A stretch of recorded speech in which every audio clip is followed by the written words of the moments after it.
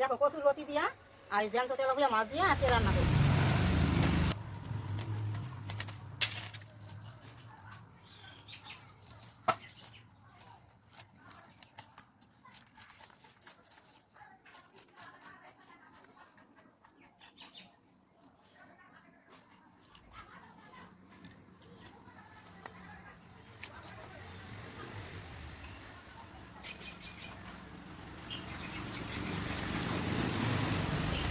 লতি রান্না করার জন্য ডুমডুম করে লতিগুলো কেটে নিয়েছি আর মাছগুলো নুন আর হলুদ দিয়ে মাখিয়ে এখন ভাজা করবো। আর মশলার জন্য সরষা, কাঁচা লঙ্কা, শুকনো লঙ্কা রেডি করে দিয়েছি।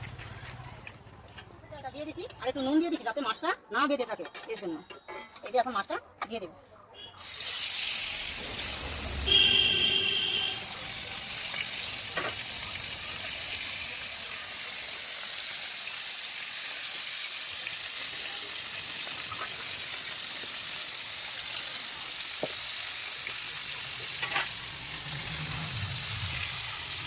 মাছটা ভাজা হয়ে গেছে, এখন তুলে নেব।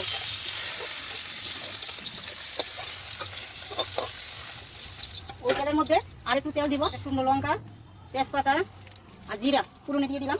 এটা একটু ভাজা ভাজা হয়ে গেলে লতিটা দেবো। ভাজা ভাজা হয়ে গেছে, এখন লতিগুলো দিয়ে দেবো। পরিমাণ মতো নুন দেবো, হলুদ দেবো আর মশলাটা কষে নিয়েছিলাম এটাও দিয়ে দেবো।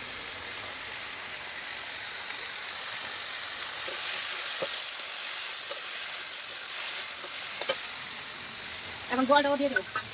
বেশি কষালে আবার খোসাটা দিতে হবে, তার জন্য তাড়াতাড়ি জল দিতে হবে।